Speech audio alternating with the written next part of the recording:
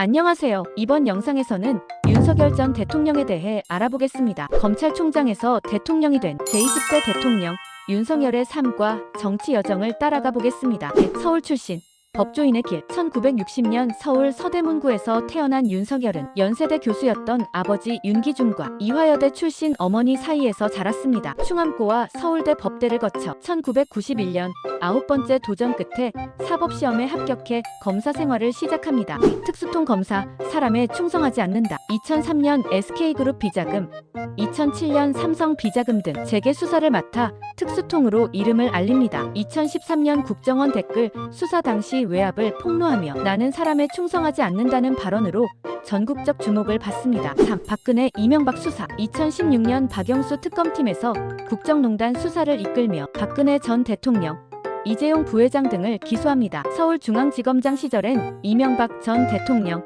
양승태 전 대법원장 등 주요 인사수사를 지휘하며 강직한 검사 이미지를 굳힙니다. 4. 문재인 정부 검찰총장. 2019년 문재인 대통령에 의해 검찰총장으로 임명된 윤석열은 조국 전 장관 수사를 계기로 청와대와의 갈등이 격화됩니다. 검찰개혁에 반대하며 추미애 윤석열 갈등은 전국의 핵심 쟁점이 됩니다. 정계 입문과 대선 승리. 2021년 3월 총장직에서 사퇴한 그는 같은 해 6월 정계 입문을 선언하고 국민의힘 대선 후보로 선출됩니다. 2022년 3월 이재명 후보와의 초접전 끝에 0.73%포인트 차이로 대통령에 당선되며 정권 교체에 성공합니다. 6. 용산시대 개막과 초기 국정운영. 취임 직후 대통령 집무실을 용산으로 이전하며 청와대 시대의 종식을 선언합니다. 검사 출신 인사 중심의 내각 구성에 검찰공화국 논란도 함께 제기됩니다. 7. 외교 중심축 재정립. 윤석열 정부는 한미동맹 강화를 외교 핵심 축으로 삼아 한미 정상회담,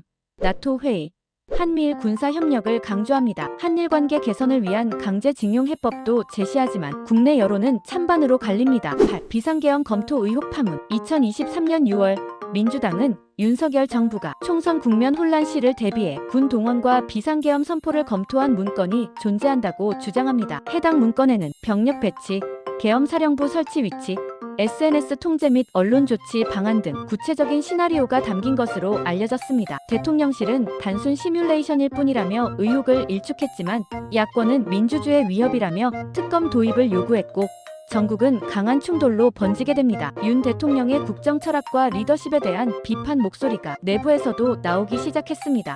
경제 민생과 지지율 등락. 고물가 고금리 속에서 서민 부담이 커지며 부동산, 전기가스 요금, 청년 일자리 등 민생 문제가 여권의 약점으로 지적됩니다. 지지율은 등락을 반복하며 전국 주도력이 흔들립니다. 10. 총선을 앞둔 시험대. 2024년 총선을 앞두고 윤 대통령은 인사 문제, 여당과의 갈등, 야당과의 대립까지 여러 정치적 과제를 안고 있습니다. 특히 계엄령 의혹과 권력 운용 방식은 정권 심판론으로 확산될 조짐도 보이고 있습니다. 검찰총장에서 대통령으로 그리고 다시 전국의 중심에 선 윤석열. 여러분은 그의 국정 운영과 리더십 어떻게 평가하시나요? 댓글로 여러분의 생각을 남겨주세요. 구독과 좋아요는 넥스트온 인물에 큰 힘이 됩니다.